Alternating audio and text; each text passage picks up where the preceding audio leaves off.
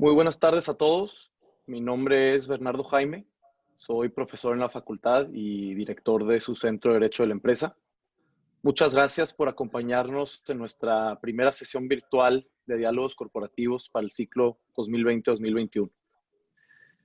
Durante los últimos años, el marco jurídico aplicable a las empresas ha sufrido muchos cambios, derivados principalmente de la implementación de reformas que se han venido promulgando, la entrada en vigor del tratado entre México, Estados Unidos y Canadá, el impulso de nuevas políticas públicas por parte del gobierno de la 4T, entre otras cosas. A todos estos cambios se sumó la llegada del COVID-19, que representó un reto para todas las empresas desde muchos aspectos, incluyendo desde luego el aspecto jurídico.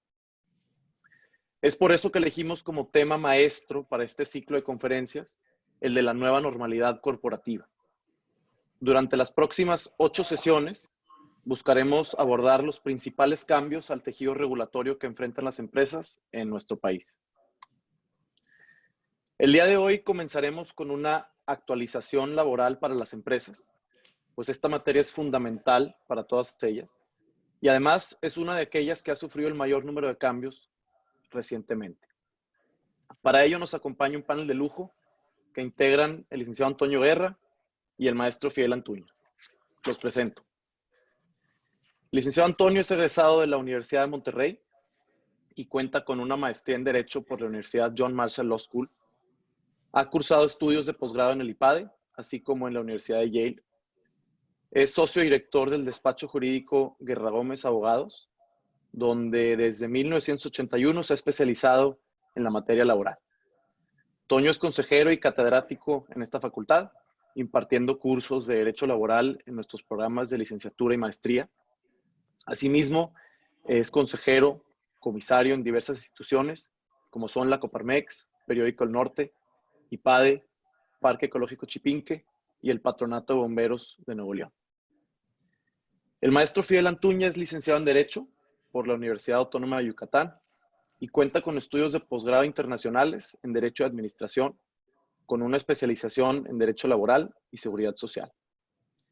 Dentro de estos, cabe mencionar que es candidato a doctor en Derecho por la Universidad Anáhuac Mayab.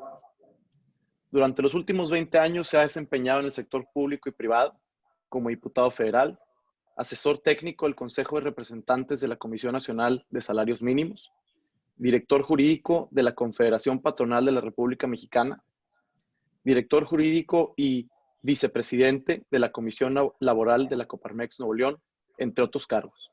Hoy se desempeña como gerente de Relaciones Laborales en CITSA. Fidel, Toño, muchísimas gracias por acompañarnos el día de hoy.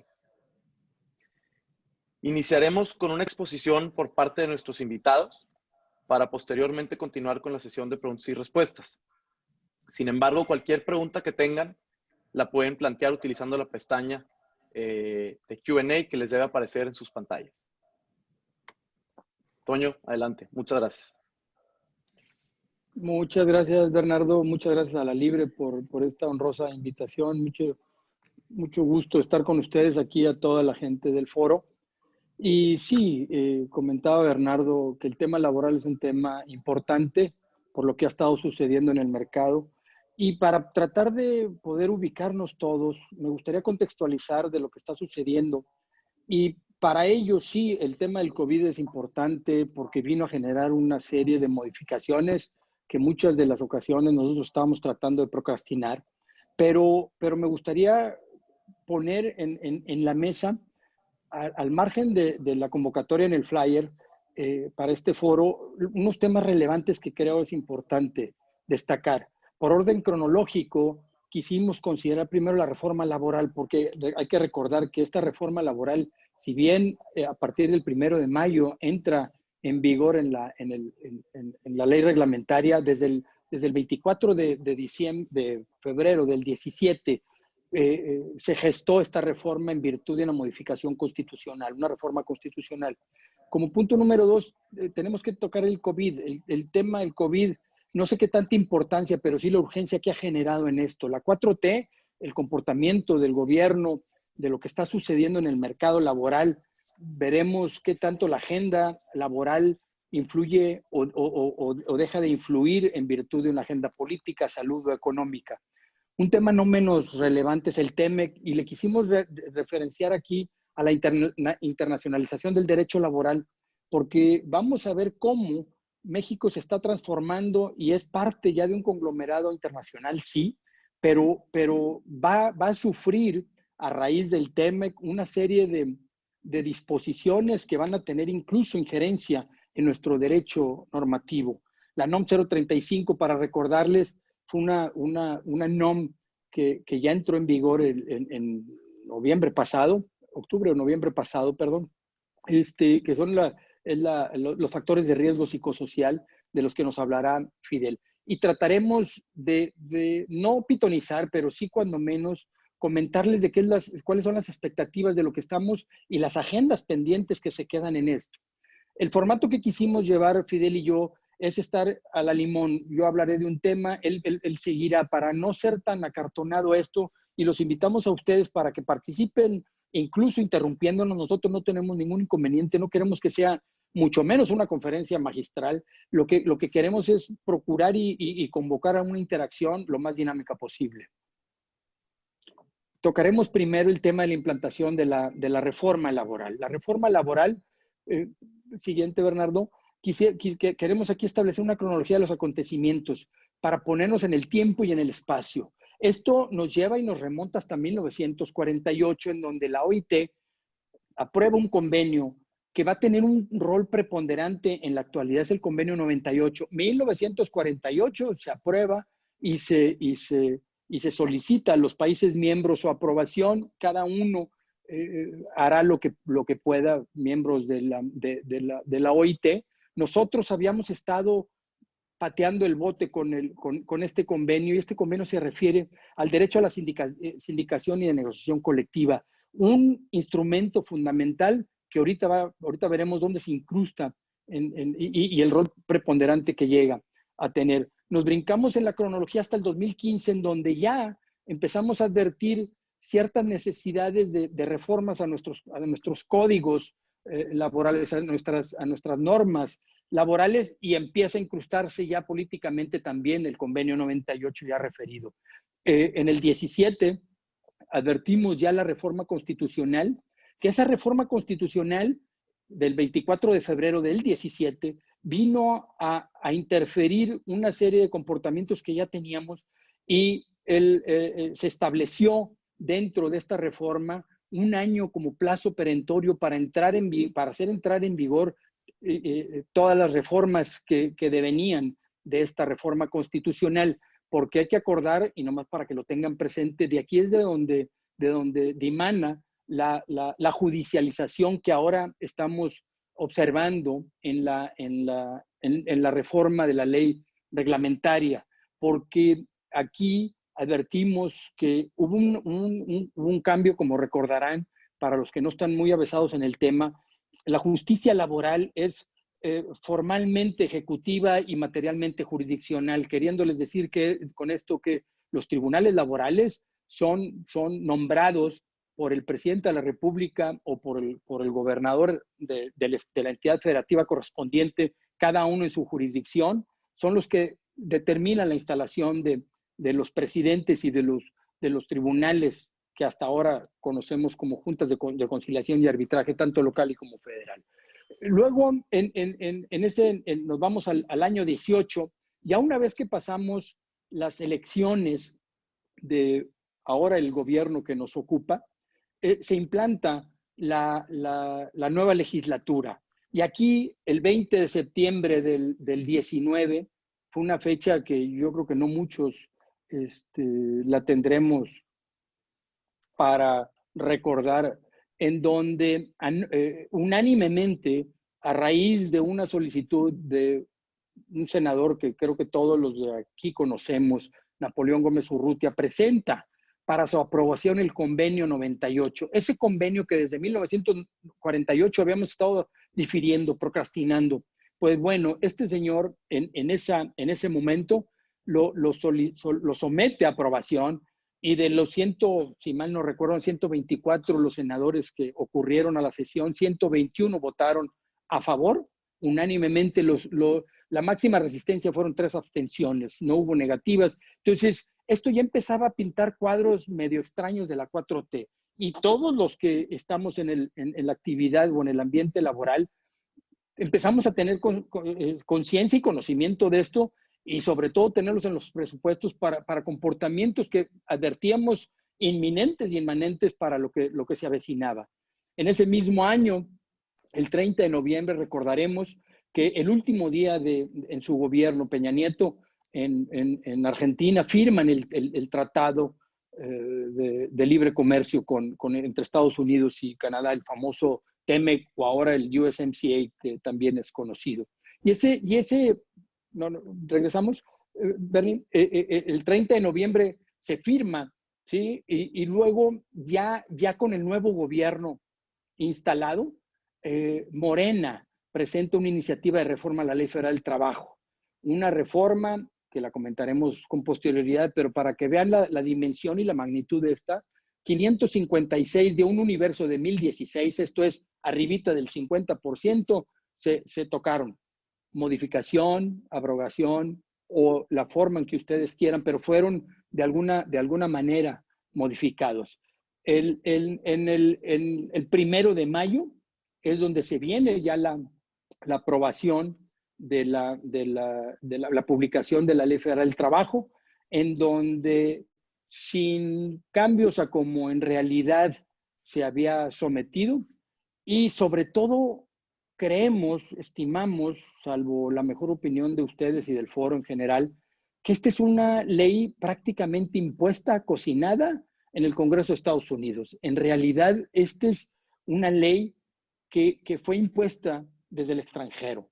No muchos, no muchos coinciden en esto, porque en realidad fue una situación que se venía cocinando, pero que había estado batallando para su aprobación, pero mágicamente el 1 de mayo se publica. ¿Sí? Ya en el 10 de diciembre también del 19, ya es donde se firma también un protocolo modificatorio del TEMEC. Otra vez, el TEMEC tiene un rol preponderante para las actividades y las relaciones laborales y nuestra normativa laboral. En enero del siguiente año, en el 2020, se publica la Ley Orgánica del Centro Federal de Conciliación y Relación y Registro Laboral. Dentro de las modificaciones a nuestra legislación laboral, me voy a tener aquí nomás un poquito para que la audiencia tenga en el registro que básicamente la reforma laboral se basó en 4 pilares fundamentales: la judicialización de la administración y suministración de la justicia laboral. De la parte colectiva fue un jugador importante, el Convenio 98 empujó para ello, pero sobre todo la presión que el gobierno, sobre todo Estados Unidos, impuso, porque en México, como conocerán, y para los que no recuerdan, existe una institución jurídica importantísima que son los contratos colectivos de trabajo, pero desgraciadamente por la situación de la parte sustantiva con la parte adjetiva de este tipo, tanto de la parte del contrato colectivo como de los mecanismos para poder hacer exigible las firmas del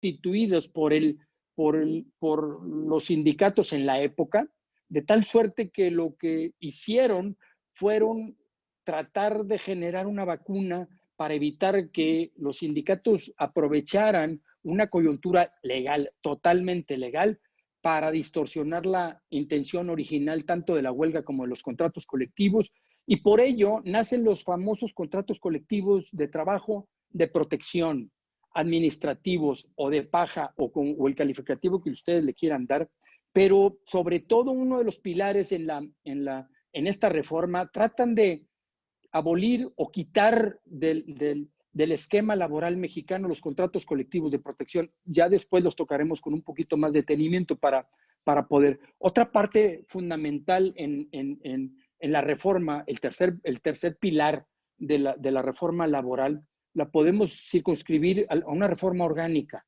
así como se judicializaban ya los tribunales de trabajo, también dentro de las instituciones importantes del derecho laboral, se crea un órgano, a este que me refiero, el Centro Federal de Conciliación y Registro Laboral, que es un centro con poderes plenipotenciarios. El ahora titular tiene unos poderes omnímodos de tal suerte que puede hacer y deshacer.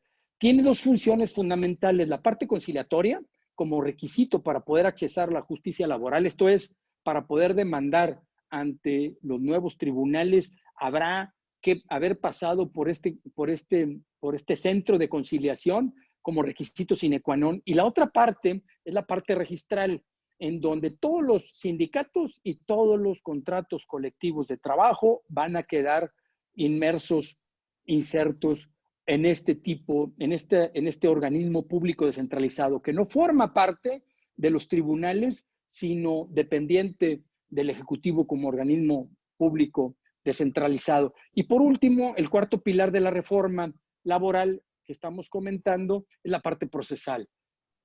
Le quitan la predominancia de la oralidad o la relajan un poco, y yo diría que civilizan, entre comillas, por la referenciación al derecho civil y a la parte mercantil también, en donde tratan bueno, modifican el procedimiento, los procedimientos que se llevarán ante la autoridad, y ahí es donde entra la referenciación a la civilización. Entonces, quisiera que nos quedáramos con esto en la parte de la reforma.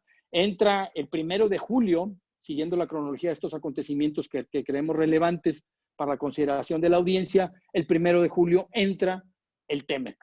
Y el TEMEC es, para que lo tengan como referencia, para los que no se acuerden, es el primer tratado a nivel internacional que tiene imposición de un gobierno sobre incluso particulares, ergo empresas.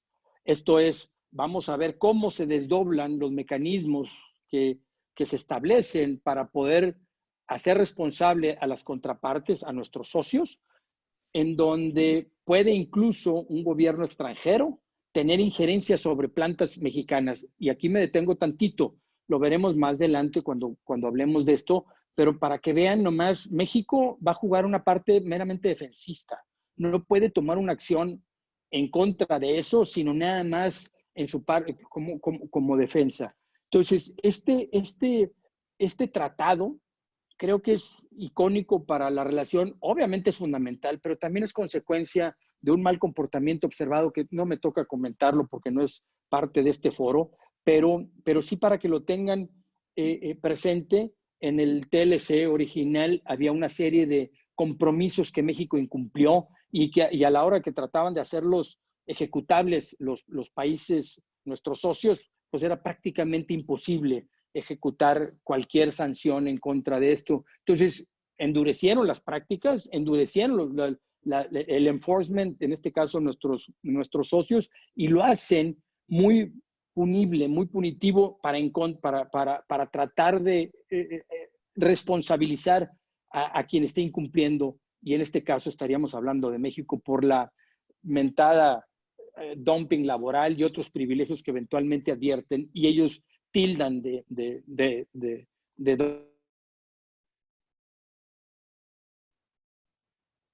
dumping. Pero bueno, en este mismo año nombra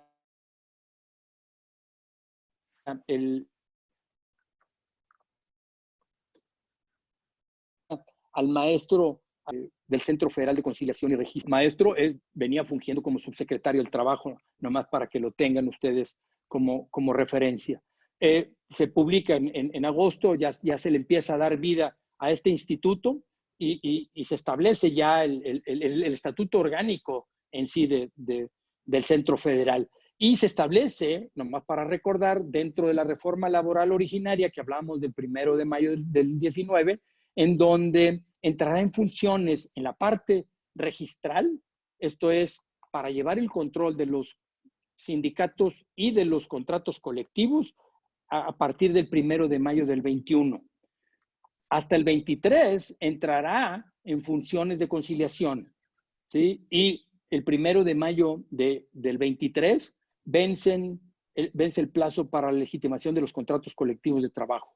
Para los que no estén muy familiarizados, me detengo nomás 2 minutos ya para cederle el micrófono a Fidel, que le tocará hablar del siguiente tema del COVID y de la NOM 035. La legitimación de los contratos colectivos es la aprobación in situ o realizada por los trabajadores sindicalizados de sus contratos colectivos. Esto es, hay que ir a consultar a los trabajadores si están o no de acuerdo con sus contratos colectivos que tienen hasta el día en que entró en vigor nuestra ley. Nosotros tenemos un plazo perentorio de 4 años para legitimar los contratos colectivos. Habíamos empezado a arrancar con todo esto, pero se nos vino el COVID y nos vino a poner pausa. Son temas que iremos tocando en esta presentación. Fidel. Nada más para que, abonando un poco lo que nos decía Toño, antes de entrar un poco. Miren, los abusos siempre nos van a cobrar una factura, y más los abusos en la administración pública. 2, sociedad que no conoce su historia está condenada a repetir los mismos errores. Hoy queremos, bajo una lupa, pensar o entender que la reforma como está construida fue construida por la 4T. Y no es así. Y verdaderamente no es así. Los errores que nos llevaron hoy al tener este nuevo modelo, bueno o malo, que la historia y muchos investigadores que tal vez hoy son participantes en este evento, empezaron desde el gobierno de Vicente Fox, cuando a la OIT se le invita por primera vez el gobierno de México en un gobierno de transición, invita a ciertos sindicatos de izquierda que nunca habían participado, porque siempre habían participado otros sindicatos como la CTM, la CROC, la CROM, la CTC, y en una intención de pluralidad, democracia, que había caracterizado ese primer gobierno que rompía con un esquema del PRI, invitan a la UNT, a varios sindicatos de izquierda. Y precisamente frente a la OIT, en un momento en que salen muchos de esos sindicatos a tomar el café, toman la palabra porque se la cede otro país y acusan al gobierno de México de los famosos contratos de protección. Estamos hablando entonces del 2002, 2001. En ese momento empezó el peregrinar del gobierno de México para justificar lo injustificable o para tratar de tapar lo que no se podía tapar. En México existían contratos de protección porque en México la ley federal te permitía que cualquier tipo que no tuviera relación con tu empresa te podía, en este caso, meter en problemas por una demanda de colectividad. Y así empezó una historia. Llegamos al gobierno de Enrique Peña Nieto con un secretario que buscaba ser gobernador de su estado. Si ustedes tratan de hilar, no hay una investigación todavía, pero de eso se trata en estos pales, traten de hilar las historias. Un secretario de estado que buscaba ser gobernador, que estaba en el timing en ese momento, y lo primero que hace es que ratifique el convenio de la OIT para el tema de menores. Lo siguiente es que presenta el convenio 98, los diálogos por la justicia cotidiana. Revísense en la página internet del gobierno federal, todavía están los diálogos de la justicia cotidiana, un documento de 360 cuartillas y un extracto. Y en el documento te dice que hay que fortalecer a las juntas de conciliación y arbitraje y darles capacitación y darles más presupuesto. Y en el extracto de ese documento te dice que las juntas deben desaparecer. Entonces, pues llega la tormenta perfecta, la fiesta perfecta llega el principal invitado y él nada más lo que hace pues es cosechar lo que ya se había sembrado, que era una reforma constitucional, que además con muchos errores, habrán asistido a muchos foros, con muchísimos errores porque confunden el tema de un organismo descentralizado con un organismo autónomo, porque el nombramiento del titular lo copian con el nombramiento de un titular, de un ministro de la Suprema Corte, que es una propuesta del presidente de la República, una terna al Senado. Confunden muchas cosas en la reforma constitucional que tienen que enmendar en la reforma a la Ley Federal del Trabajo. Y bueno, así llegamos hoy al nuevo modelo que estamos todos aprendiendo. Y si en el caso de la reforma penal tardamos 10 años en aprenderle, pues eso vamos a llevar más o menos en esta reforma laboral que hoy tenemos, ¿no? En el tema del coronavirus y la norma 035, ya abocándonos un poquito a lo que me trató más o menos de platicarles, podemos pasar, Bernardo, a ver.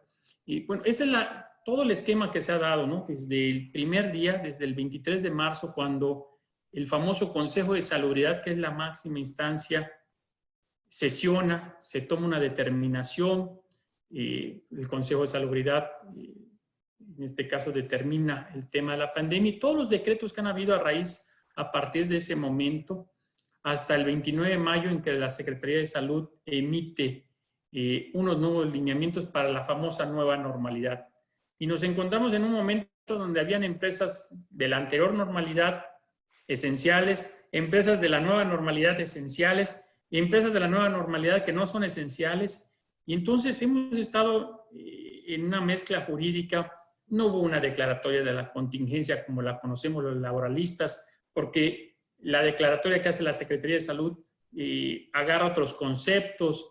Entonces, ha habido desavenencias, errores. La Secretaría de Salud dice, en los diferentes decretos que tenemos, hoy se pagará el salario íntegro, una autoridad de salud en temas laborales. Entonces, llegamos al 29 de mayo, aparecen los famosos nuevos lineamientos de la nueva normalidad, y entonces empezamos, empezamos a ver, pues, ¿qué vamos a hacer, no?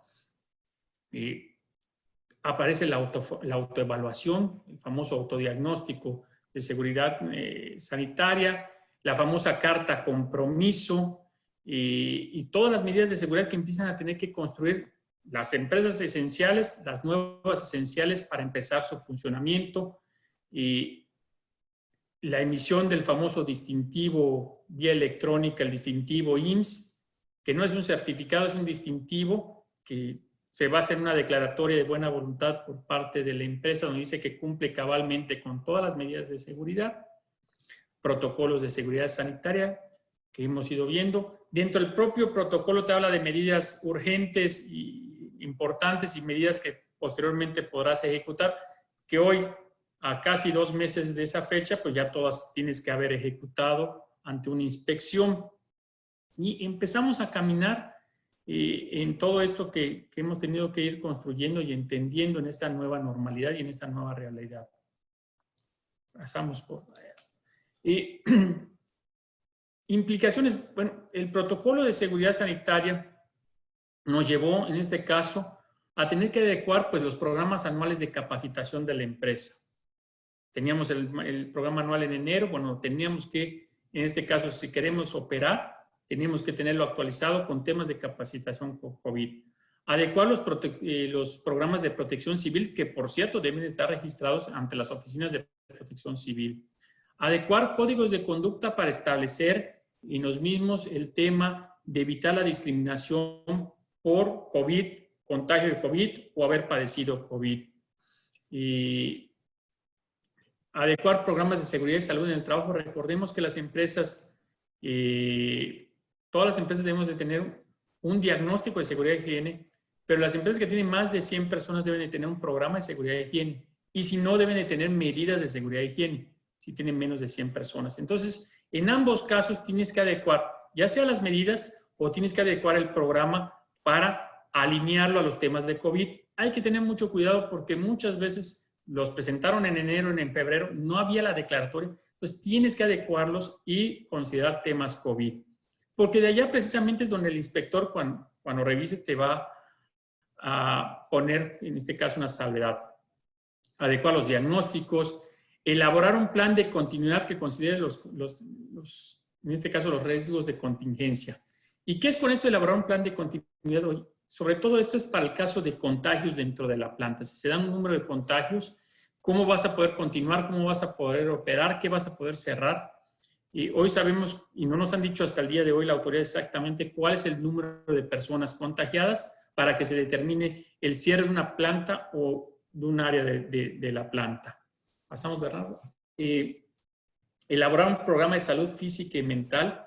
Aquí hay que tener mucho cuidado. Muchos han recomendado, en el propio portal del gobierno, hay un gran ejercicio que hizo la UNAM con varias universidades y hay una encuesta de salud mental Pero hay que tener cuidado antes de llenar estos formatos o promoverlos dentro de las empresas el llenado. Dentro de ese cuestionario, pues hay dos preguntas. Uno es, ¿fuiste sujeto de violación? O dos, ¿violaste a alguien? Entonces, pues hay que tener cuidado qué aplicamos y cómo lo aplicamos. Y no porque esté en el portal, no quiero decir que esté mal, pero ante varias situaciones hay que evitar, porque entonces te pones tú en riesgo. La persona sin querer marca y pone que fue violada o que violó, y entonces, ¿qué vas a hacer tú como el responsable de recursos humanos o de relaciones laborales? Lo más importante también en esta etapa es identificar a los trabajadores que fueron sujetos a acontecimientos traumáticos severos de acuerdo a la norma 035. Recordemos que surge la norma el 23 de octubre del 18. Para el 23 de octubre del 19 debías de cumplir 3 o 4 medidas importantes. 1, debe existir una política de factores psicosociales. 2, debe haber un lineamiento donde no se permita la discriminación. 3, debe haber un procedimiento de investigación en caso de incumplimiento. 4, debe existir en este caso en el escritorio del área de recursos humanos, los propios supervisores dentro de la empresa, la gente del sindicato debe tener los formatos de un aviso traumático severo. Y aquí hago una pausa. ¿Qué es un acontecimiento traumático severo? Te establece el propio formato, un intento de asalto, un intento de secuestro, un accidente en un traslado. Pero no solo es el sujeto que lo padeció, sino también los sujetos que acompañaban a la persona que directamente sufre este acontecimiento. Entonces, a aplicarles, y si el cuestionario te da, en este caso, poderlos enviar al Instituto Mexicano del Seguro Social. Y acá te enfrentas con otro problema. ¿A dónde lo voy a enviar al Instituto Mexicano del Seguro Social cuando el instituto o la clínica puede ser un foco de infección porque es una clínica COVID? Entonces, aquí acercarse a las universidades que están implementando áreas para el tema de norma 35 y factores psicosociales para poder hacer un convenio y tener asesoría, buscar un psicólogo por horas que pueda dar. En este caso, porque mandarlos al Instituto Mexicano de Seguro Social es ponernos en riesgo. Para esta segunda etapa, a partir del 23 de octubre del 2019 al 23 de octubre del 2020, tenemos que aplicar la guía de referencia, ya sea 2 o 3, o el cuestionario 2 o 3. Cuestionario 2 si tienes menos de 50 trabajadores, cuestionario 3 si tienes más de 50 trabajadores. Tener un diagnóstico y tener después un programa de atención de acuerdo a esto.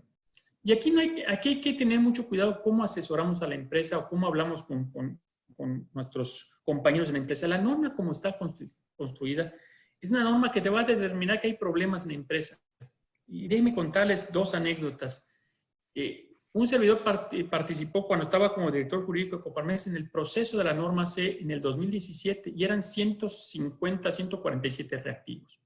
Y les voy a platicar 2 reactivos para que veamos que la norma era tendenciosa y es tendenciosa. Así fue construida. Uno decía, y ustedes pónganse en el lugar de una mujer, una madre soltera, con 2 pequeños, que sale a las 9 de la noche de una maquiladora de Tamaulipas. Y la pregunta decía, cuando sales de tu trabajo, ¿te preocupas en tu familia? Mucho, poco, nada, casi nada. Pues, ¿qué te va a decir una mujer que sabe que es el sostén de su casa, que tiene 2 pequeños, que si la secuestran, si la matan, no va a haber quien nos atienda? Entonces, por supuesto va a ser.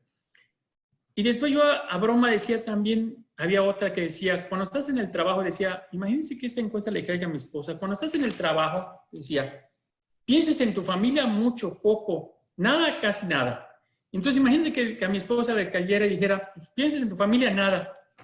Esta tiene amante o este tiene amante. Entonces, en sí los cuestionarios están construidos de esa manera porque, contrario a lo que han dicho muchos abogados o se ha dicho en los medios o ha dicho algunas autoridades sin querer, la norma no está construida para determinar si una persona sufre factores psicosociales. Está construida para determinar qué áreas de la empresa hay que mejorar, porque esas áreas están siendo factor determinante en ciertas situaciones para sus trabajadores. Y hay que venderla como un área de oportunidad. 2, La capacitación de la norma 35 no se empieza de abajo hacia arriba, se empieza de arriba hacia abajo. Como dice nuestro señor presidente, se barre de arriba hacia abajo. Porque si a los trabajadores les dices, oye, esto te genera estrés, prepárate porque te van a llegar todos estresados, porque el trabajo estresa, la vida estresa. Entonces, lo primero que hay que hacer es, en este caso, sensibilizar a la administración de la empresa y cuidar qué información se le da a los trabajadores. No es dar información por dar información. Entonces, se barre de arriba, se capacita al inspector, se capacita, en este caso, al director de la planta, al supervisor, sobre todo, porque el supervisor es el que tiene contacto, el que llama la atención, el que en este caso formaliza cosas, el que capacita. Entonces, son muchas de las veces el área neurálgica, los supervisores. Mantener un registro permanente de la aplicación de la norma 35, de los exámenes que se hagan.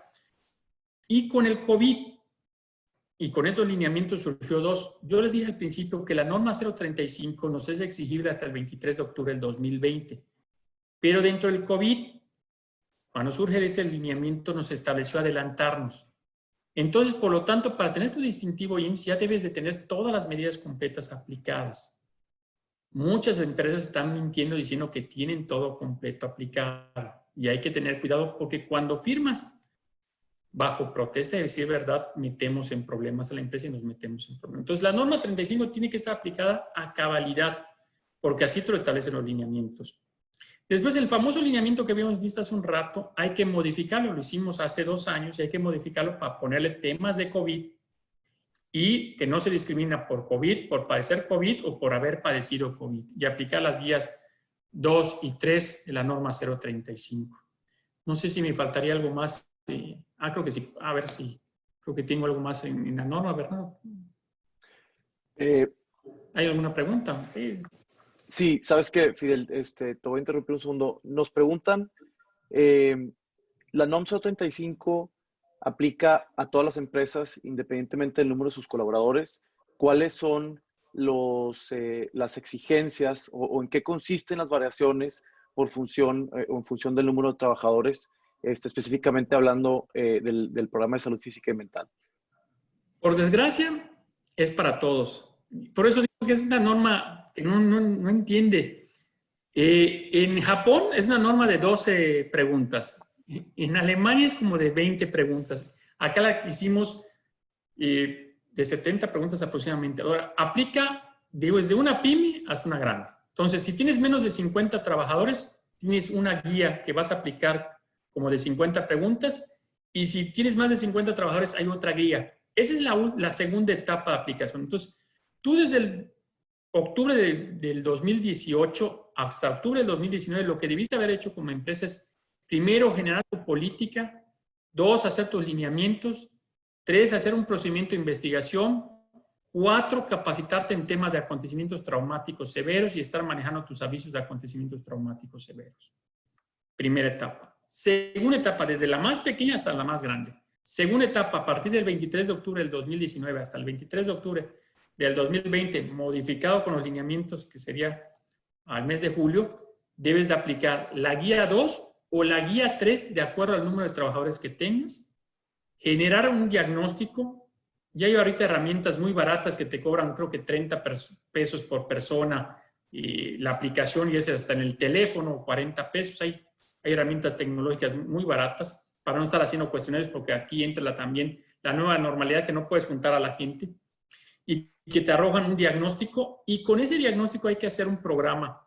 Aquí el problema es que el programa te lo tiene que armar sobre todo un psicólogo y un médico. Por eso yo les decía acercarse a asociaciones. Hay asociaciones acá en el estado de psicólogos, de psiquiatras o de médicos, acercarse a ciertas universidades para buscar que el área de psicología ya tienen áreas que pueden ayudarlos a hacer el programa.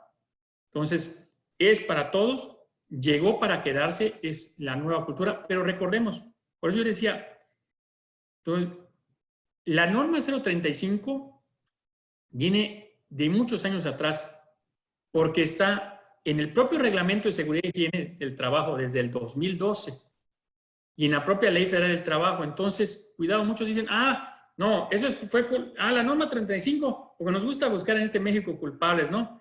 Ah, fue de la 4T. Ah, no, fue entonces, ¿en cuándo salió? En el 2017. Ah, no, fue de Peña Nieto, fue el culpable. No, pues estaba desde el 2012. Ah, no, pues fue Felipe Calderón. O sea, uno de nuestros problemas es que no nos estamos actualizando a lo que está pasando en el mundo. Lo mismo es con la norma 036 para cargas. Entonces, el mundo está cambiando y el mundo está cambiando más rápido de lo que hemos cambiado en México en la materia laboral. ¿Evolucionas o mueres? Entonces tenemos que evolucionar con todas estas normas y muchísimas otras normas que hay. Y acá quiero retomar un poco algo que decía Toño. El convenio 98 es un convenio precioso, de 1948, divino. Nada más ubíquense. El Tratado de Versalles no es un tratado que se construyó para la paz. Es un tratado que se construyó para la reconstrucción del mundo, porque el mundo había quedado en cenizas. Y de él surge la OIT como capítulo principal. Entonces, por eso unos años después aparece el Tratado de Versalles y después aparecen los órganos que se van a encargar del cumplimiento de esto. El peligro no está en el convenio, el peligro está en este caso, en el famoso Comité de Libertad Sindical que emite unos criterios y que esos criterios se vuelven ley suprema para nosotros a partir del caso Radilla que pierde México ante la Corte Interamericana de Derechos Humanos, cuando, señores, ustedes tienen que agarrar su libro de Introducción al Estudio de Derecho y la teoría de Kelsen y desaparecer, porque hoy por hoy todos los tratados están por encima de la Constitución. Entonces cambia el mundo y evolucionamos. Entonces, ya, ¿para qué le dan? Soy yucateco, ¿para qué no, Toño? ¿Para qué le dan? Oye, vamos a las Fidel, conclusiones, creo que... A las conclusiones de la parte del COVID. Sí. ¿Qué nos falta? Nos hacen... Sí. Nos hacen una pregunta nada más, a ver si le podemos contestar rápido. ¿Hay auditorías para asegurarse que se están realizando estos cuestionarios y están aplicando estas medidas? ¿Y existe alguna multa o sanción para el caso de que no se esté aplicando la NOM? A ver, en el caso de la NOM, sí. Recuerden que hay un capítulo dentro de la Ley Federal del Trabajo. Ahorita lo último, mientras que expone Toño, me obliga a Toño a buscar una ley. Si hay un capítulo de sanciones y de multas para la norma 035, entonces si hay el capítulo de multas y sanciones de la Ley Federal del Trabajo, se aplican para la norma 035 en UMAS. Y para el caso del famoso distintivo IMSS, en ambos, quien va a realizar la inspección es la Secretaría del Trabajo, pero quien va a clausurar es la Secretaría de Salud o la COFEPRIS. Entonces, cuidado. Para la norma 035 te va a caer una inspección. En la inspección de seguridad y higiene, en la de condiciones generales de trabajo, te van a checar la norma 035 si la estás cumpliendo. O si es ahorita una inspección de nueva normalidad, te van a revisar y entonces van a determinar que no estás cumpliendo. Muy bien, gracias. Adelante. Bueno, conclusiones rápido. Bueno, ha quedado, en este caso, totalmente documentado. Tapabocas. El 80% de la enfermedad tiene que ver con el tema de lavado de manos. El tema de los grupos vulnerables, que es un tema muy cuidadoso. Y todo esto ha venido a incrementar los costos en las empresas, ¿no? Pero en todas las empresas, desde la estética hasta la empresa más grande. Hasta acá yo dejaría este tema. Gracias, Fidel. Sí, aquí continuaremos con el TEMEC y la internacionalización de nuestro derecho laboral. Aquí hay 4 puntos, entre comillas, negociados en México en el TEMEC, porque otra vez, ante la presión de la comunidad o de nuestros socios extranjeros, establecieron prácticamente como una imposición la protección del medio ambiente, la de datos para medicamentos tecnológicos y sobre todo la parte que nos toca platicar es la parte de los derechos laborales y los mecanismos o la forma y términos en que se puede exigir el cumplimiento de estas violaciones a los derechos laborales. Siguiente. Aquí se establecieron, como hace rato comentaba, de que este tratado tiene dientes, pero tiene dientes de tiburón, porque se establecen 2 tipos de mecanismos a través de los cuales se van a hacer exigibles las normas que están pactadas en él. Uno es a través de una reclamación de gobierno a gobierno, y ese es un mecanismo que llevará de 13 a 18 meses en ejecutarse, en documentarse y al final del día en terminar. El otro mecanismo de cumplimiento es un mecanismo muy, muy delicado y muy sensible, establecidos en los anexos 31A y 31B, que son los mecanismos de respuesta rápida. Siguiente, Bernie. Estos mecanismos de respuesta rápida es en donde el gobierno de Estados Unidos o de Canadá puede tener injerencia, les repito, por violaciones que suceden en una planta en concreto, porque se están violando los derechos de libertad sindical y de negociación colectiva, u otra serie de derechos que veremos en la siguiente diapositiva, en donde digo, está más adelante, pero en las siguientes diapositivas no te preocupes, en donde se tocan los temas de que al haber alguna violación en la parte colectiva o incluso en la parte individual, de discriminación, de condiciones de trabajo, de salarios mínimos y tal, de trabajo, el cumplimiento de trabajo obligatorio o trabajo infantil, porque hay una prohibición expresa, aunque nos suene medio extraño en estas épocas hablar de que nos están tratando de regular la prohibición del trabajo infantil. Existe en México y sobre todo en el campo, porque son temas importantes.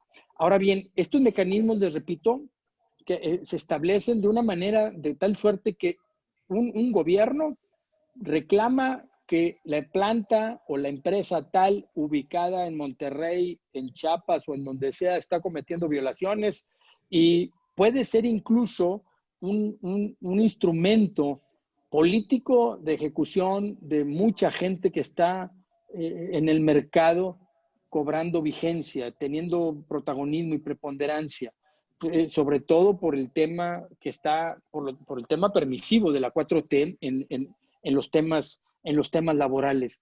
Hay 3 sectores prioritarios que determina el TEMEC. Concretamente, no es otra cosa más que ponerle lupa a todos estos servicios, a los servicios, a la industria de la minería y los bienes manufacturados, en donde se incluyen, entre otras cosas, el cemento, el acero, el aluminio, las autoparteras, las forjas, la aeroespacial, mercancías industriales horneadas y productos cosméticos. Pero igualmente han establecido 8 subsectores importantes en donde quieren dirigirse, porque advierten, cuando menos esa es nuestra lectura, de que ahora con el tema del COVID hay una pérdida abismal, sobre todo en Estados Unidos, de industrias que migraron hacia otros lugares, en este caso México, en donde tenemos la electrónica, la aeroespacial, la autopartera. Esto ya vimos desde un principio, el ensamblado de autos, el acero y aluminio, las panaderías industriales. Sinceramente, yo no entendí por qué ponerle lupa a una situación de estas. Igual algún congresista tendría algún interés muy particular y el grupo de lobbying que tenían. Otro que también resalto y quiero resaltar son los call centers. México ha sido un país en donde ha tenido una muy buena acogida esta industria. Mucha industria en donde los empresarios de Estados Unidos mandaron acá gentes de bancos internacionales, tarjetas de crédito, mandan sus servicios a México a través del call center. También el vidrio fue uno de los subsectores importantes aquí a considerar. Siguiente. Yo quisiera detenerme aquí un poquito porque aquí es donde se encuentran los riesgos que el empresariado se ve expuesto. ¿Cuáles son estas obligaciones que tenemos que cumplir por el tratado? Para ponerles nombre y apellido: la libertad de asociación y el derecho a la negociación colectiva. En otras palabras, decidir que sus trabajadores, si se quieren asociar, que se asocien, si se quieren sindicalizar, en otras palabras, que se sindicalicen. No es un derecho patronal la sindicación. Por consiguiente, para tener acceso a la negociación colectiva debemos de empezar, si no es que ya lo hicimos muchos, de quitarnos los contratos colectivos de protección. Esa institución que refería en mi participación anterior, que lo único que lo hicimos, el empresariado, en este caso nacional, como un antídoto, antídoto a un veneno que estaba utilizando el sector sindical para extorsionar legalmente. Literalmente era una extorsión legal, la mal utilización de la parte sustantiva y adjetiva del derecho de sindicación, cruzándolo con el procedimiento de huelga para la obtención de una firma de un contrato colectivo. Otro de las obligaciones laborales es hay que eliminar el trabajo forzoso obligatorio y cualquier cosa que se le parezca, ¿sí? Eventualmente jornadas extraordinariamente inhumanas está considerado como un trabajo obligatorio, un trabajo forzoso, y hay que tener cuidado con este tipo de situaciones. Por consiguiente, refería ahorita a la abolición del trabajo infantil, ¿sí? Y aplicar todo los beneficios laborales que están como protectores de los derechos de los niños y de los menores. La discriminación en el trabajo. Nosotros en México tenemos 12 características o 12 circunstancias o, como dirían los clásicos, 12 clases protegidas por los cuales se nos puede acusar de discriminación, y muchas de las cuales ni siquiera están definidas porque son tan ambiguas. Y hay una 13ª que el legislador, obviamente sin ser omnisapiente, pues deja la puerta abierta para establecer cualquier otra actividad que se crea como o se justifique como discriminación. Hay que establecer las condiciones de trabajo. Hay que cuidar el pago de los salarios mínimos y de ahí para arriba, las horas de trabajo y la seguridad social y la salud de los trabajadores. Y al final del día, el empresariado tiene que cuidar que no se cometan violencias entre y contra trabajadores por el ejercicio de algún derecho a los que tienen acceso. Adelante. ¿Qué es lo que sigue aquí? Fidel. Pues ¿cuáles son los grandes pendientes que tiene el gobierno, ¿no? La agenda pendiente. Pues, todos sabemos, ahorita van a estar muy metidos en el tema de pensiones, legislar en materia de pensiones, ¿no? Y recordemos esta propuesta que la presentó el gobierno federal, pero fue construida en su gran mayoría por el sector patronal, después el sector obrero, tratando de pues que haya una mayor aportación por parte de las empresas, ¿no? El otro tema es el famoso home office. Hoy se presentó, creo que un proyecto, ¿no? Por parte del presidente de la Comisión Laboral de la Cámara de Diputados para legislar en materia de home office. Ya existía, ¿te acuerdas, Fidel? En diciembre pasado, en diciembre del 19, ya se estaba cocinando las nuevas reglas del home office, y aquí quisiera detenerme un poquito porque esto llegó para quedarse. Si bien, y nomás para recordarle al auditorio que el home office no nace ahora con el tema de la innovación tecnológica, con las herramientas de la tecnología de la información y comunicación. Esto nace en 1973, derivado de una crisis petrolera en Estados Unidos. Un físico americano, Jack Niles, la establece como una nueva forma de trabajar, en donde no se habla de home office como tal, sino se llamaba telecommuting, el commute, porque ante la crisis petrolera, ubíquense, no había nada de innovación tecnológica, no teníamos todos estos gadgets que tenemos como herramientas actuales, sino que por una crisis petrolera había un problema de movilidad.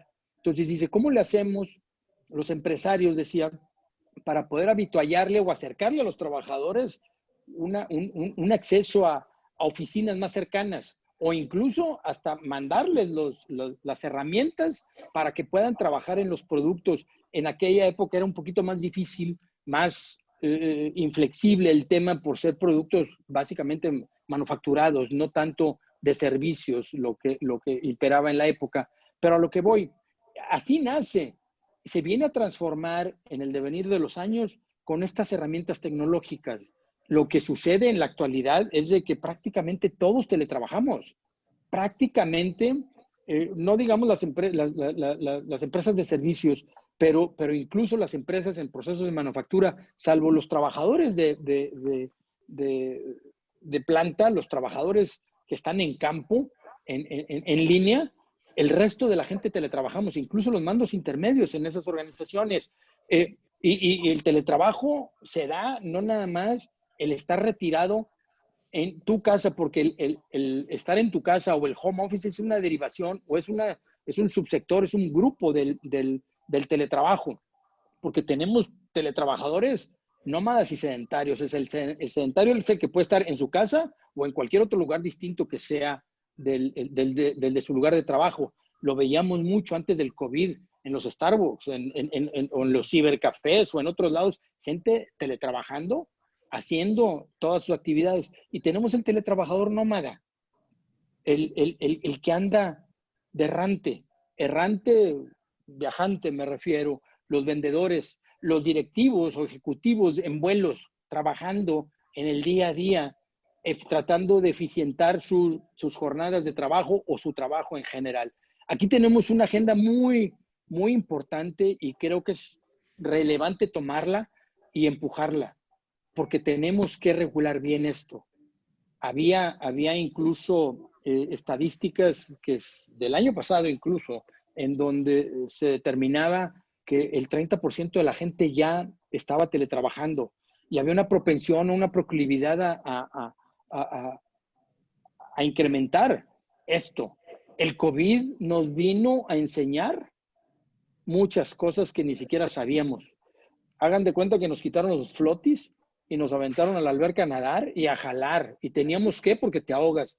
¿Y qué creen? Los resultados fueron tan positivos que ahorita incluso las empresas están maximizando los beneficios en números, en el overall ponderado sobre un 30% más o menos de productividad en el incremento en esto, ¿no? Entonces, creo que es un tema que necesitamos empujar y es mejor nosotros empujarlo a que vengan a imponérnoslo. Va a ser una legislación, porque esta nueva no la vi, Fidel, pero la de diciembre sí, y hay muchas áreas grises. También es importante que consideremos que la tecnología va muchísimo más rápida que nuestra tecnología legislativa o el ordenamiento legislativo ponerse acorde o en sincronía con los avances. Y otro tema, si quieres comentar... Sí, perdón. Bueno. A propósito de este tema, o sea, ¿nos podrías platicar un poquito de las reglas que existen para poder entender cómo implementar esta forma de trabajo? Es que las reglas prácticamente no existen. Hay un solo dispositivo, el 311, que fue reformado en el 12. ¿Se acuerdan que hubo, antes de la reforma del 19, vino la reforma del 12 en nuestra legislación laboral? Y el 311 está incrustado porque arranca el capítulo de trabajo a domicilio. ¿Se acuerdan del trabajo a domicilio? Ese sí es un poquito más entendible, en donde, por historia, los trabajos de confección y costura, trabajos de carpintería, trabajos que son más artesanales, pudieran encargarse a un trabajador habituallándole la materia prima y solo le encargábamos la tela. Eventualmente ella tenía una máquina de coser, si fuera el caso de la industria de la maquila, y nos iba a hacer y nos iba a confeccionar 50 camisas, 100 pantalones o lo que se le encargara. Y es el trabajo a domicilio. Y está regulado en la ley.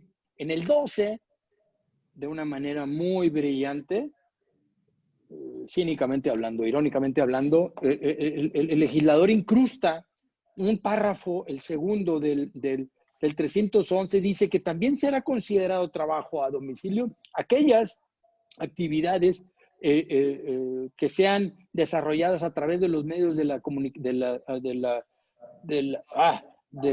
tecnología de la información y comunicación, de acuerdo a los avances tecnológicos. Y prácticamente vino a encasillar eso, como dijeron, pues mételo a como podamos y dale.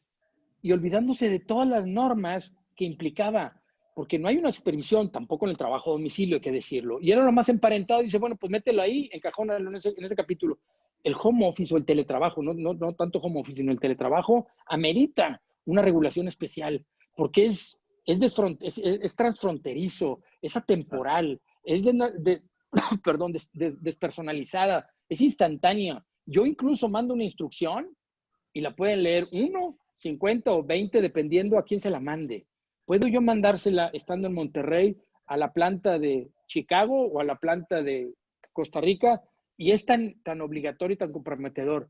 Y al no haber supervisión, el problema de la regulación de las jornadas se nos hace muy fácil. Si veo en mi aparato que estás en línea, te mando la instrucción y si las palomitas están en azul, vi que me leíste y si no me contestaste, como que yo patrón me siento con la obligación, perdón, con el derecho a exigirte. Y ahí es donde empezamos a prostituir en el uso abusivo, pero aquí de las dos partes. Entonces es importante tratar de adecuar una reglamentación específica. ¿Por qué? Porque llegar a los absurdos que sucedieron en el 2006 en la Unión Europea, que es un jugador importantísimo, Estados Unidos ni se diga. Estados Unidos tiene incluso, perdón, ya una codificación desde el 2010, pero desde antes, allá por 1996, incluso el gobierno federal de Estados Unidos empezó a regular y a comprometer a sus agencias a que contrataran gente remota. Estamos hablando del 96, nosotros estamos en el 20 y apenas estamos caminando, pero estamos caminando por la velocidad impuesta por la tecnología, no por la regulación. Es entendible que este tipo de situaciones son disruptoras y por la misma disrupción que genera, se adelantan a los conocimientos legislativos. Eso es clarísimo. Normalmente, platicando el otro día con un cliente, decía, oye, es que ¿por qué no se puede? Pues porque está en chino regular todo lo que podamos regular, porque los avances tecnológicos son claro, vamos, un paso, vamos, son brincos no aritméticos, ¿sí? Sí, son exponenciales. Entonces es muy difícil. Y le ponía el ejemplo de las transferencias bancarias. Nosotros empezamos a pagar en los 90s a través de bancos cuando era ilegal. Y por la práctica se volvió costumbre hasta que se empezó a adoptar incluso por los tribunales el permiso al pago mediante estos esquemas. Entonces, hay una serie de situaciones que nos van a ir normando, pero lo que sí tenemos que hacer es de que, a ver, ahorita tenemos estas reglas de juego y estamos jugando con estas reglas. Seamos conscientes ambas partes de que ni el patrón puede aprovecharse de que su trabajador, como está en casa, pues lo tengo 24/7 disponible. No se puede y no se debe. Debemos incluso migrar un poquito el tema, si no tenemos jornadas por la circunscripción, porque aparte sobre todo las mujeres tienen un problema gravísimo en casa con el tema de la educación online de sus hijos. Y también el cuidado de casa es una tarea, pero fundamental y bravísima para una mujer. Ahora que yo estaba encerrado prácticamente toda la pandemia, procurado no salir más que lo enteramente indispensable, me doy cuenta de cómo la mujer trabaja en casa. Y es una carga y es una tarea que en ocasiones no reconocemos. Entonces, creo que tenemos que migrar incluso al trabajo incluso que se le deja a los trabajadores a distancia. Tiene que ser a través de procesos, de proyectos. Ya no es te quiero conectado, porque eventualmente sí, te quiero conectado de 8 a 12, pues sí, pues puedo estar conectado pero haciendo nada y volvemos a lo mismo. Pero sí va a ser a manera de mini proyectos o entregables un poquito más de corto tiempo para poder deambular en esto. Y ahora, yo lo que les sugeriría de entrada es no tengan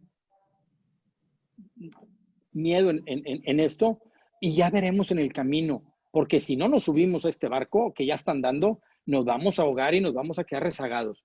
He tenido empresas que han estado migrando hacia esto en donde voltean a ver lugares o zonas periféricas porque tenían la concentración de trabajo en ciertas áreas o en ciudades grandes. Ahora están volteando a ciudades que le llaman periféricas, ¿no? Si quieres comentar del outsourcing, Fidel. Yo diría que hay dos cosas, ¿no? Nos enfrentamos a partir de la pandemia, tenemos home office versus home work. O sea, la oficina en casa y el trabajo en casa no es lo mismo. Entonces, primero desde el contrato individual de trabajo que tenemos, ¿no? ¿Cuál es el contrato individual con el que te está rigiendo la relación? Entonces, nos falta mucho por avanzar en México. El gobierno federal métanse al portal Nueva Normalidad y hay una guía para implementar el teletrabajo en los centros de trabajo en el marco de las acciones del COVID, así se llama, Guía para implementar el teletrabajo, ¿no? Y es un ejercicio bueno para tener ciertas cosas, porque a veces decimos, bueno, hoy que mandé a los trabajadores están en teletrabajo. Pues sí, están haciendo home office, pero el trabajador tuvo que contratar banda de ancha, porque además ahorita se está enfrentando que tal vez en estos 2 meses hubo vacaciones de los niños y no tuvieron que estar ellos en clase en línea, entonces tuvieron que aumentar el bando. Después mi computadora personal, pues la estaba utilizando estos 2 meses, pero en este mes se la tengo que prestar a mi hijo para que tome clases. La empresa me da equipo de cómputo. Entonces, nos hemos enfrentando estos últimos 3 meses a un cambio. Entonces, hacer que se vean la famosa guía para implementar el teletrabajo en los centros puede ser un buen ejercicio.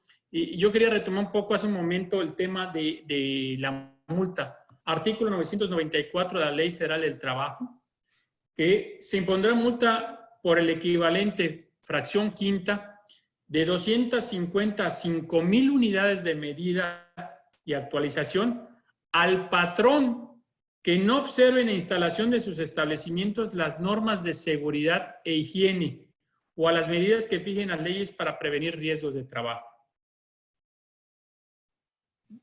Ley General de Salud. Te cayó una inspección. Artículo 417 de la Ley General de Salud. Las sanciones administrativas podrán ser por el incumplimiento, llamemos del distintivo IMSS o del protocolo de seguridad sanitaria. Fracción 1, amonestación con apercibimiento. Fracción 2, multa. Fracción 3, clausura temporal o definitiva, que podrá ser parcial o total. O sea, te clausuran una línea de producción, pero las otras 4 líneas de producción siguen funcionando. Y arresto hasta por 36 horas. Además, habrá una multa equivalente a 16,000 veces el salario mínimo general diario vigente en la zona económica de que se trate, atendiendo a las reglas de calificación. Es entre otras. Pero la más peligrosa es en el caso del famoso clausura, puedes inclusive el artículo 426, ¿sí? El 426 y el 425, perder los permisos federales que tuvieras de salubridad o de salud que tuvieras de funcionamiento. Entonces, a la pregunta que nos habían hecho en cuanto a esto, esas son las penas o sanciones que tenemos. Bueno, mi diría, al último, ¿no? A la fijación mínima. En diciembre se fija el salario mínimo general. Yo creo que esos últimos 2 años han sido años muy difíciles en la fijación de salarios. Pocos sabemos o entendemos que México en cierto momento de su historia llegó a tener como 30 zonas geográficas con salarios mínimos. A raíz del gobierno de Vicente Fox se empezó a reducir. Con Peña Nieto quedó en una sola zona, Felipe Calderón quedó en 2, Peña Nieto quedó en una. Y después con Peña Nieto empezó el tema de la recuperación y ya con este gobierno apareció la zona, el salario mínimo para la zona fronteriza norte. Los peligros que hay ahorita es que se quiere sacar un salario mínimo para la frontera sur y el tema también de cómo se da el aumento para el salario mínimo de la frontera norte más el salario mínimo general. Entonces va a ser una de las fijaciones de salario más complicadas de los últimos años. No sé, Toño, tú también ya sabes un poco más. Y no, y eso es importante. Yo quisiera nomás tocar así un poquito el tema del outsourcing, porque creo que también la audiencia, de hecho, hay algunas preguntas sí. por ahí sobre el outsourcing. Este es un tema también inconcluso. Estuvo a punto de entrar, recordarán, en la anterior legislatura y bueno, allá por noviembre pasado, en donde afortunadamente Napito era el principal promotor, porque incluso estaba calificando de homologación o de consideración el outsourcing, entre comillas, ilegal como delincuencia organizada y una serie de barbaridades que estaban tratando de implementar, criminalizando esta medida. Hay que entender que el outsourcing es un medio de trabajo y es una manera o modelo de trabajo para tratar de mantener la esbeltez en las organizaciones. Que algunos hayan prostituido o distorsionado el tema de la subcontratación, esa es otra cosa distinta. De las excepciones no podemos hacer reglas generales. Lo triste del caso, y nomás para que lo sepan, las outsourcings que más han proliferado en temas de factureras y en esos temas de que la UIF anda detrás de ellos, la mayoría de ellos están incrustados los políticos, entre comillas, grandotes de México. Son los precursores o los principales incitadores a este tipo de mecanismos, entre paréntesis, fiscales, utilizados a través de esquemas que lo llaman subcontratación. La subcontratación es una medida para tratar de yo como empresa enfocarme a lo que yo sé hacer. Y yo tengo que contratar limpieza, tengo que contratar seguridad, tengo que hacer una serie de situaciones pues que cada quien haga su rol principal si yo desenfocarme. Y les repito, mantener la esbeltez. Y es un proceso productivo y un modelo productivo súper eficiente. Que se esté distorsionando. Estoy de acuerdo en ir por los que se están pasando, están confundiendo la P de prudencia que tiene el gobierno con otra, o el SAT. Entonces, es bien importante no irnos hacia el otro extremo y tratar de sacar una rajada política a esto y tener protagonismo. Vamos, si los tienen identificados, si a cada rato dicen que hay una defraudación estimada de tantos miles de millones de pesos, eso advertiríamos que sabría el SAT o los organismos de Hacienda, sabría quiénes son. Pues vayan por ellos y no interfieran con un proceso que en materia laboral puede funcionar y seguir funcionando bien, porque ¿qué creen? Cuando en el 12 establecen el outsourcing, lo incorporan, y en la época, acuérdense, en la época metieron también la reforma en la salida de Calderón, y lo metieron como calzador el outsourcing. De hecho, allá por septiembre de la época del 12, creo que fue, sí, incluso al sector empresarial nos agarró, pero con las manos en la puerta, porque ni enterados estábamos que entró como medalla para Calderón de quedarse con la reforma laboral, y no sabía si era la medalla o que se quedara con los muertos que eventualmente se pudieran generar derivado de una reforma de esta naturaleza. Entonces, yo creo que sí, eventualmente hay que regular un poquito mejor, porque el 15A, B, C y D están del nabo, no están bien redactados, porque imagínense, establecen que, por ejemplo, recordarán aquellos de los que saben el tema del outsourcing, no me quiero meter mucho porque creo que ya está muy trillado, pero creo que sí amerita una asepsia jurídica en esto, y esperemos que se haga como Dios manda. Y el tema de los salarios mínimos es también un tema fundamental, porque acuérdense lo que generó el salario mínimo en la frontera norte, aquellos destrozos que generaron en enero del año pasado, ¿no? De todas las revueltas de Tamaulipas. Si quieres, vamos a la siguiente ya para concluir. Sí. Quisimos, trabajando Fidel y un servidor en esto, dejarles estas conclusiones porque son temas que ameritan un mundo. La agenda internacional tomará preponderancia. El TEMEC es y va a ser un jugador importante en esto. Yo platicando con dos panelistas, uno por el sistema, bueno, son panelistas mexicanos, pero que están incorporados, uno para ver los temas con Estados Unidos y el otro para ver los temas con Canadá. No tienen ni idea de lo que está sucediendo ahorita, no han tenido siquiera, y no por ellos, son gente muy inteligente, son abogados practicantes, pero el tema es que formalmente, aunque ha habido mucha publicidad de las autoridades, Secretaría del Trabajo y de Economía, sí, yo he participado, yo he estado presente en esos foros, no he participado como expositor, pero sí de oyente, en donde traen muy buenas herramientas y muy bien la forma. Lo triste del caso es que, en tratándose a los panelistas, ni siquiera les ha llegado el nombramiento, ni siquiera les ha llegado su reconocimiento o si se les va a pagar, no se les va a pagar. O sea, nomás vean la dimensión de esto para que sí, eventualmente la foto está muy bonita, pero lo que está detrás de esto no hay nada claro. Y aquí me paso a la segunda, un conflicto de jerarquía de leyes que se va a poder generar, porque el TEMEC tiende a garantizar la libertad sindical y de negociación colectiva. Y entre ellos la libertad sindical es la no injerencia patronal en las organizaciones sindicales.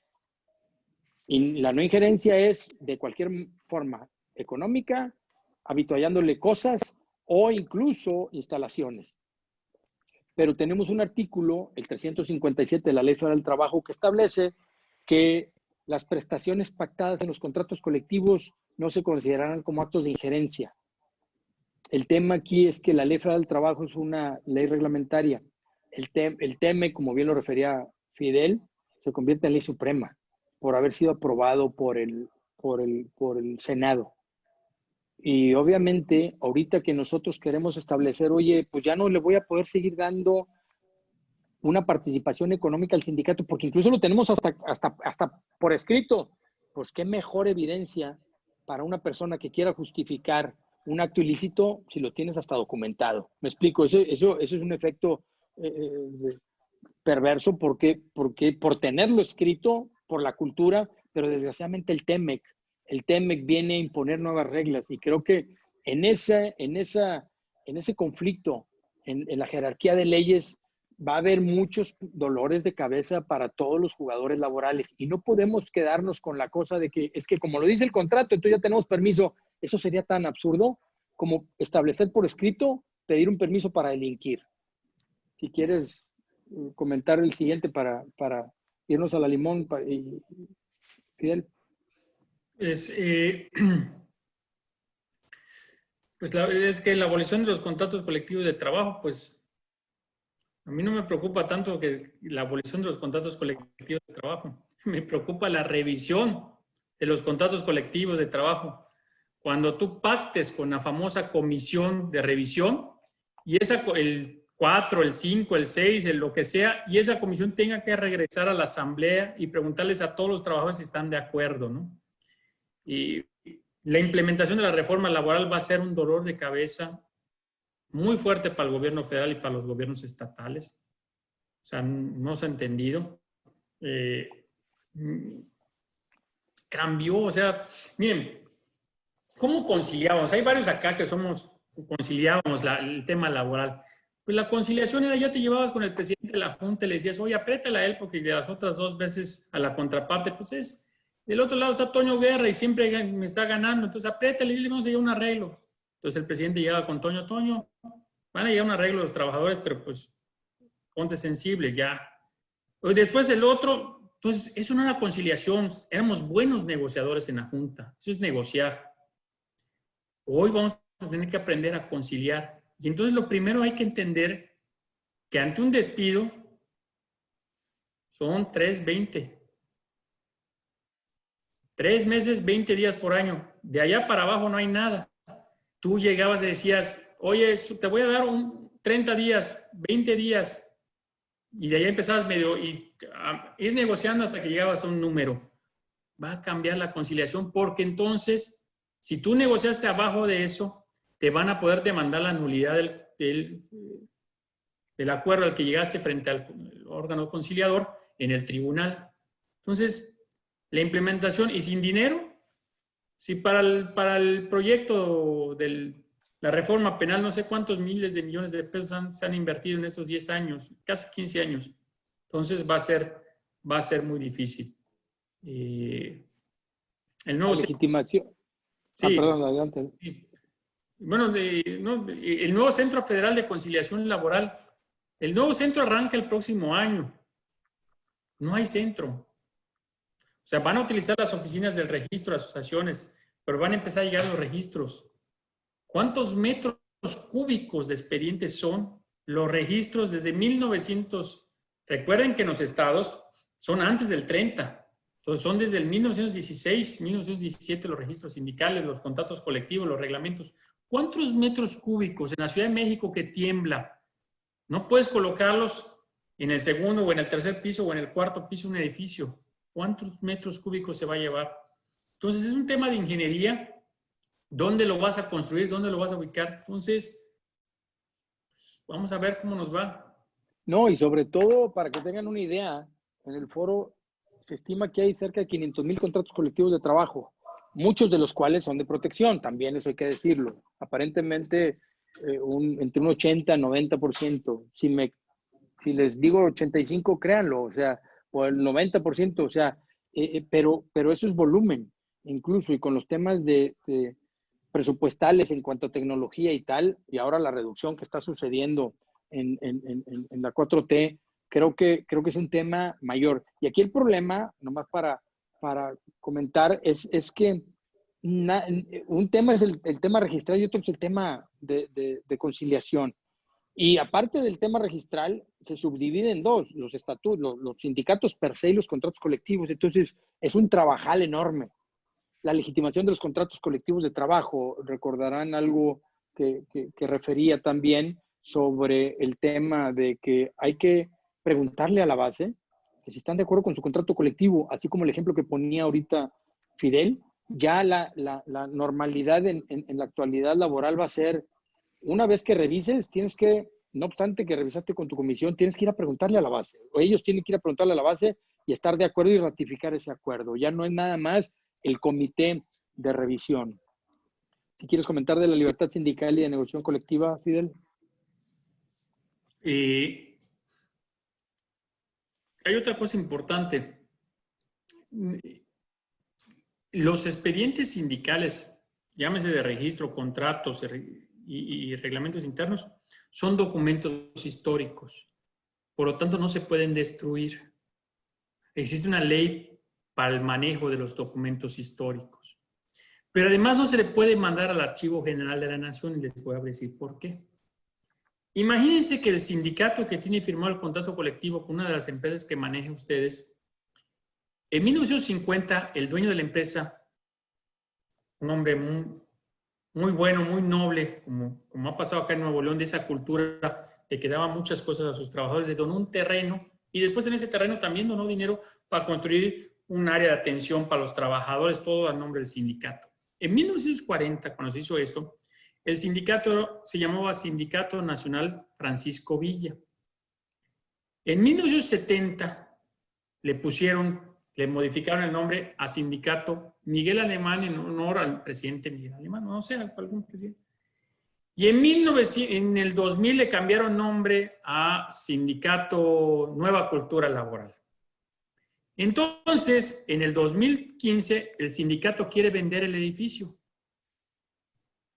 El notario le va a decir, a ver, pues tú, Sindicato Nueva Cultura Laboral, no eres el dueño. A ver, tú, Sindicato Miguel Alemán, no eres el dueño. Y entonces se va a tener que ir al registro histórico y va a tener que buscar los cambios de nombres y las actas donde se cambió nombre y los acuerdos, si fue una junta local, o en este caso la resolución del registro de asociaciones, si fue la Secretaría del Trabajo la que dio cambios de nombres. Entonces, cambia la forma de ver. Y si queremos entender un poquito cómo va a operar la libertad sindical, miren, yo les pondría de ejemplo que vieran el otro apartado, en el tema de los sindicatos de Joel Ayala y el Bester Gordillo. ¿Cómo funcionó? Cuando además existe una ley que no ha sido modificada, donde solo se conoce la ley de los trabajadores al servicio del Estado federal, solo reconoce un sindicato y una organización, a la FEDSE de Joel Ayala, y después en tribunales gana el Bester. Entonces el tribunal lo tenían que dividir 50 por 50 y lo que hacen es que crean nuevas salas y hacen un merjunte, ¿no? Entonces, si queremos entender cómo va a funcionar todo esto de garantizar la libertad sindical, volteemos a ver cómo se fue dando en estos tribunales el tema de la libertad sindical. Y la negociación colectiva, también hay otra cosa muy delicada. En la negociación colectiva, en la reforma, con tal de ser más papistas que el Papa, le quitamos la representación al secretario general del sindicato y a su colectividad. Porque entendamos algo, cuando tú firmas y te agremias a un sindicato, cedes ciertos derechos a favor de una colectividad. Entonces, el regresar a la base cuando esa colectividad nombró un secretario general esa colectividad nombró una comisión para la negociación colectiva, pues entonces estás también atacando y vulnerando ciertos derechos de la colectividad. Entonces, y va a ser unos años de aprendizaje, unos años en los que el Poder Judicial estatal y federal va a tener que resolver muchas cosas en el tema de garantizar la libertad sindical y la negociación colectiva. O sea, nada más imagínense ustedes, porque acá no hay, en nuestro apartado no hay esa cultura, pero yo les voy a poner un ejemplo. Yo fui el oficial mayor de la reforma agraria y en la negociación, yo tenía 6 sindicatos: el Registro Agrario Nacional, la CORET, el FONAES, el FIFONAFE, la reforma agraria, eran 6 sindicatos. Cuando me ponía a negociar las condiciones generales de trabajo, bueno, había un sindicato mayoritario, pero los demás sindicatos entraban a la sala, sin voz y sin voto. Entonces se me paraba el secretario general del sindicato mayoritario y se me salía. Entonces, imagínense el lío cuando tengamos oposición dentro de nuestra empresa, un sindicato minoritario, que te empieza a presionar para que le des comisiones sindicales a los trabajadores, a su grupo sindical, y tú no. Entonces eso lo empecemos a litigar. En el otro apartado ya se avanzó en ese tema. Ya hay tesis que dicen que solo el que tiene las condiciones generales del trabajo tendrá las comisiones sindicales con goce de sueldo. Entonces, vamos a ir avanzando en muchos temas. La historia se está escribiendo y es del capítulo 1. Toño y Fidel, nos quedan un par de minutitos más. No sé si quieran pasar, a lo mejor alcanzamos a contestar unas 2, 3 preguntas. Vamos a arrancar con todas. Sí, lo que necesitan. Pedro Esteves, ¿no? Allá Pedro. Sí. Pedro Esteves pregunta sobre el tema de las inspecciones de trabajo extraordinarias de la Secretaría del Trabajo. Miren, todas las inspecciones de la Secretaría del Trabajo Federal te van a llevar como extraordinarias. ¿Por qué? Porque las extraordinarias, recuerden que el reglamento te establece que, y te van a poner además por denuncias. ¿Cuáles? No sé. ¿Quién presentó? No sé, pero es una inspección extraordinaria. Entonces, tienen las inspecciones de la Secretaría del Trabajo Federal, vas a tener las inspecciones de la Subsecretaría del Trabajo Estatal, por parte del subsecretario, vas a tener las inspecciones por parte del IMSS, ya está mandando el IMSS visitas, no inspecciones, pero visitas coadyuvantes a la gente que tiene ya sus distintivos IMSS para ver si están cumpliendo. Y te falta la COFEPRIS federal y la COFEPRIS estatal. No sé si con esa contestamos a Pedro. Aquí Erika comenta que a veces trabaja más tiempo en el home office cuando que cuando estás en la oficina, y como lo mencioné, muchas veces exigen que se trabaje sin tomar en cuenta los horarios.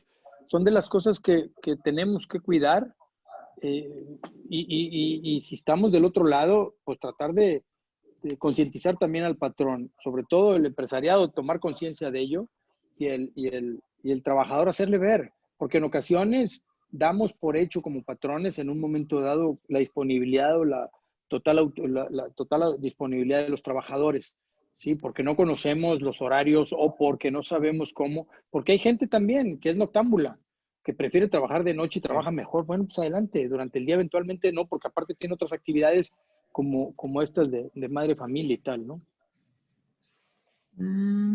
Jazmín Puente. ¿Qué área considera que son esenciales dentro de una empresa para realizar la aplicación de la norma 035? Mira, Jazmín, la norma te permite, en este caso, mediante una fórmula, aplicar a un número de trabajadores.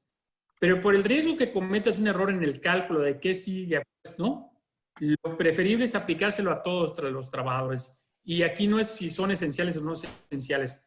El tema de esenciales es para el tema de COVID. En el caso de la norma 35, de preferencia aplícaselo a todos los trabajadores y con eso vas a evitarte algún riesgo. Otra también del tema de la norma 035, a Mina, Naya, un saludo, Mina.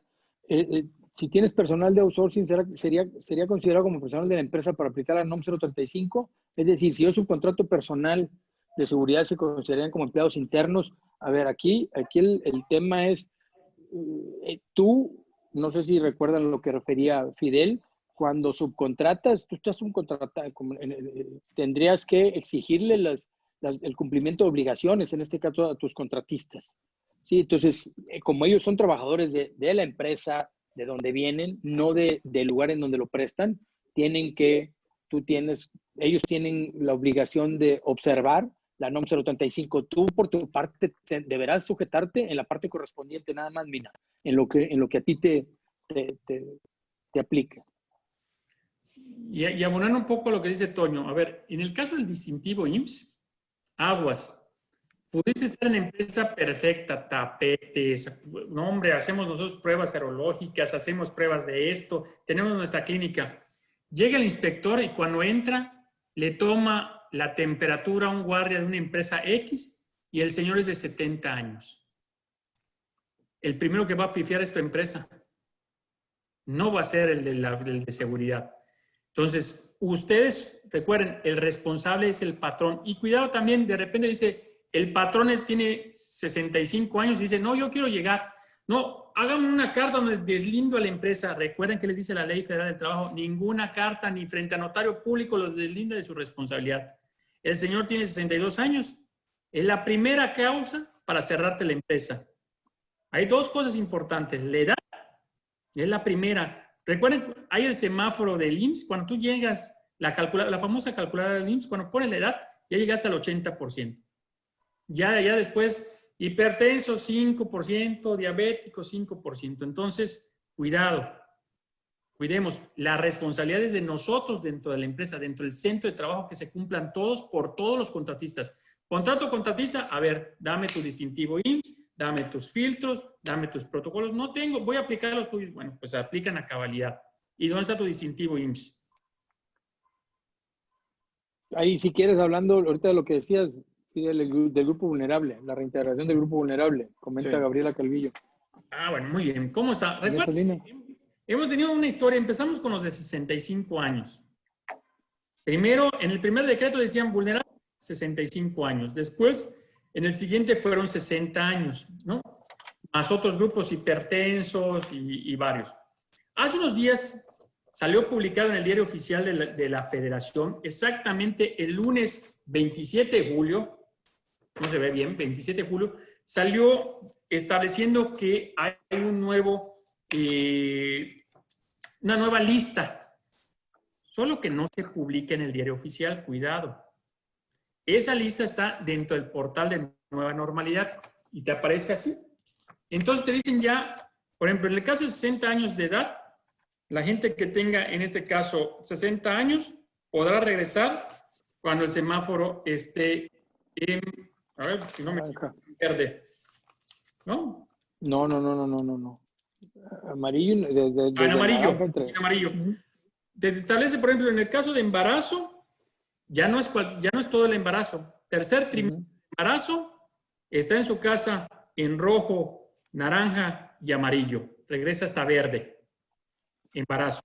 Pero el tercer semestre, nada, el tercer periodo. O sea, solo el tercer, sí, tercer a partir del tercer trimestre. Solo el tercer. Los primeros dos ya no es considerado como tal. Bueno, exacto.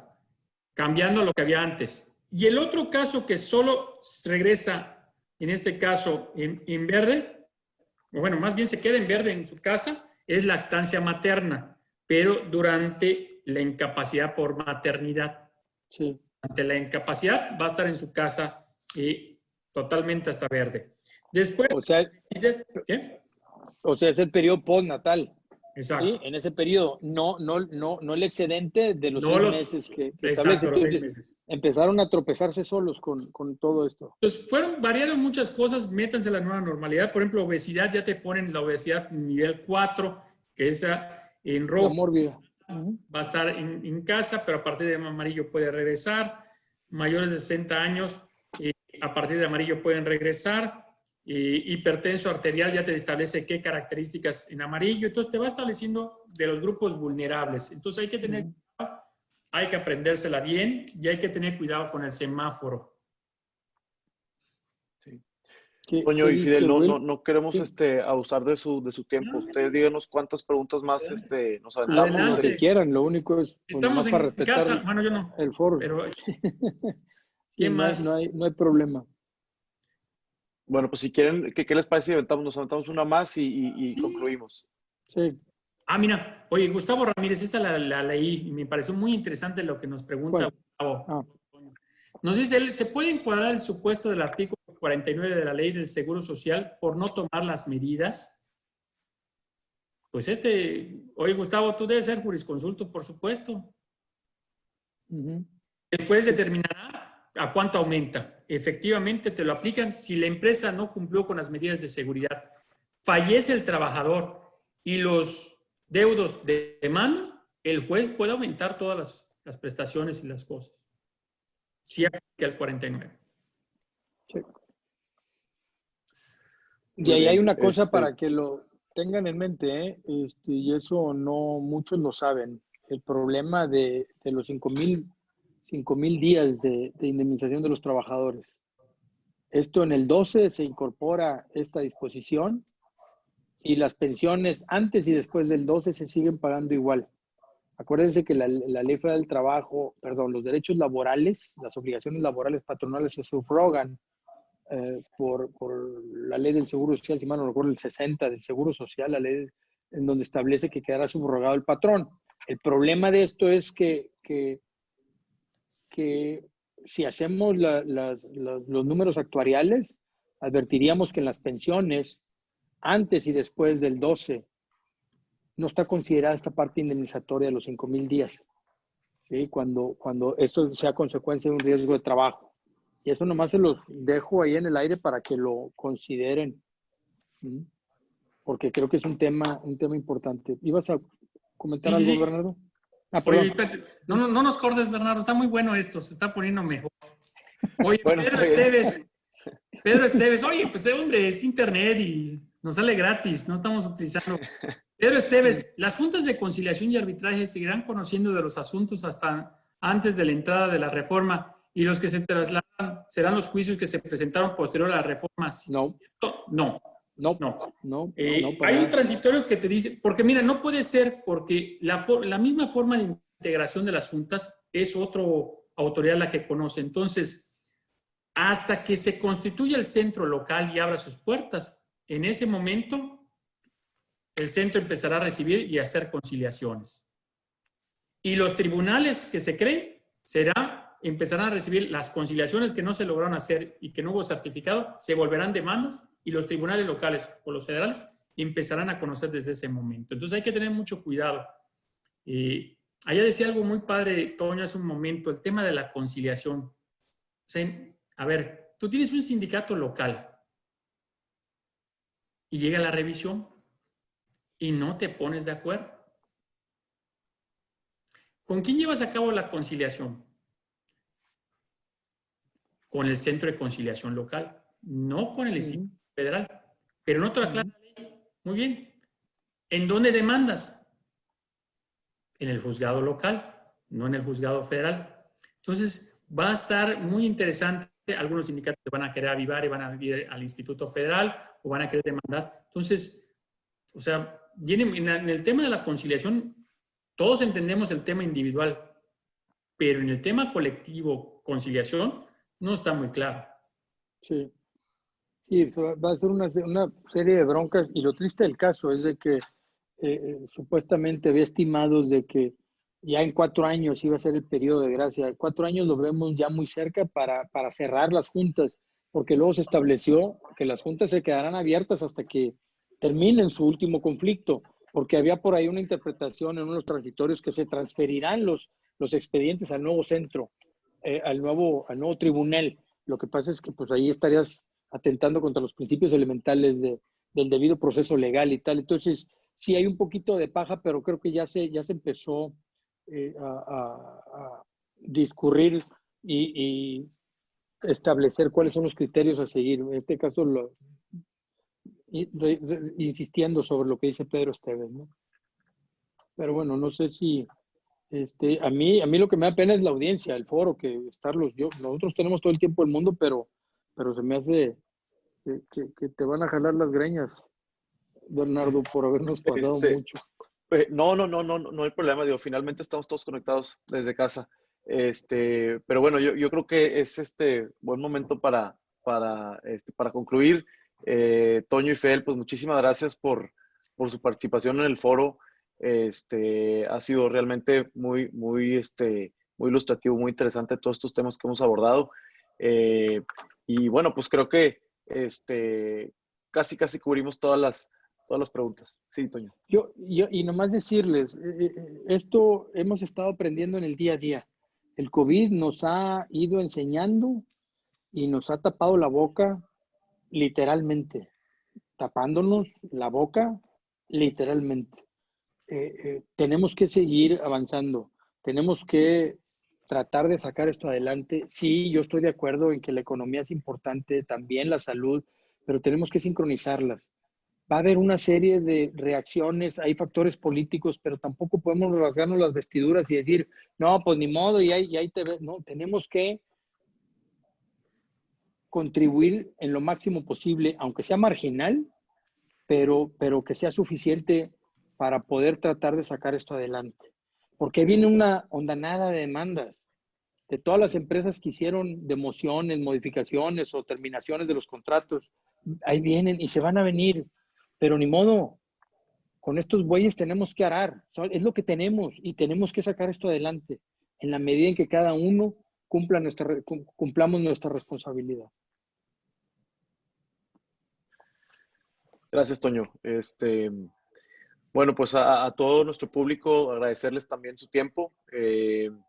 Y bueno, pues los esperamos en la siguiente sesión de diálogos, el 30 de septiembre, en donde abordaremos el tema energético, otro tema que pues es sumamente interesante y que ha sido objeto de muchas modificaciones y variaciones y pues ha estado en boga últimamente por estas políticas nuevas que ha impuesto la actual administración.